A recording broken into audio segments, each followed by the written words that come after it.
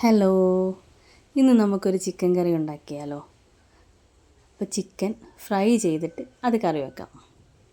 അപ്പോൾ അതിനു വേണ്ടി ആദ്യം തന്നെ ചിക്കൻ നന്നായിട്ട് കഴുകി വൃത്തിയാക്കി കൊണ്ടുവച്ചിട്ടുണ്ട്.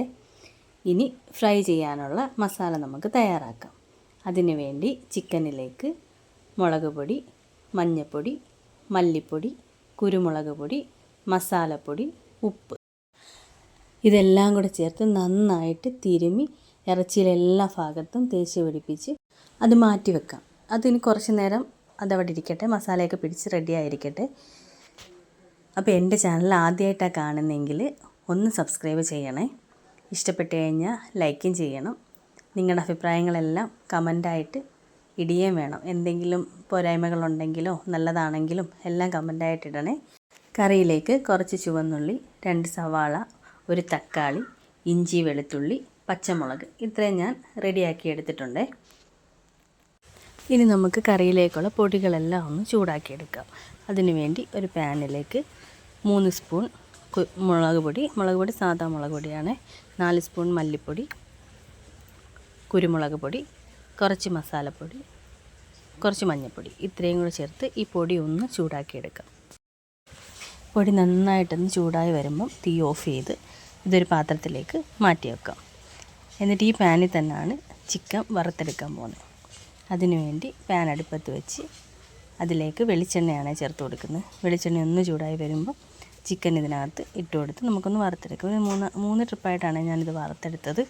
അപ്പോൾ അതാണ് ചിക്കൻ എല്ലാം വറുത്ത് റെഡിയാക്കി വെച്ചിട്ടുണ്ട്. ഇനി ഇത് കറി വെക്കാം. അതിനുവേണ്ടി മൺചട്ടി അടുപ്പത്ത് വെച്ചിട്ടുണ്ട്.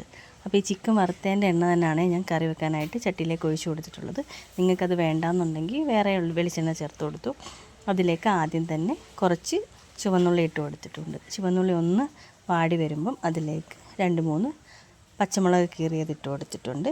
പിന്നെ അരിഞ്ഞു വെച്ചിരിക്കുന്ന ബാക്കി സവാളയും കൂടെ ചേർത്ത് നന്നായിട്ട് വഴറ്റിയെടുക്കുക. സവാള ഒന്ന് വഴണ്ടി വരുന്ന സമയമാകുമ്പോഴത്തേക്കും അതിലേക്ക് നമുക്ക് അരിഞ്ഞു വെച്ചിരിക്കുന്ന ഇഞ്ചിയും വെളുത്തുള്ളിയും ചേർക്കാം. ഒരു പിടി ഇഞ്ചിയും ഒരു പിടി വെളുത്തുള്ളിയാണ് ഞാനിവിടെ ചേർത്ത് കൊടുത്തേക്കുന്നത്. എന്നിട്ട് ഇതെല്ലാം കൂടി ഇട്ട് നന്നായിട്ടൊന്ന് മൂത്ത് വരട്ടെ.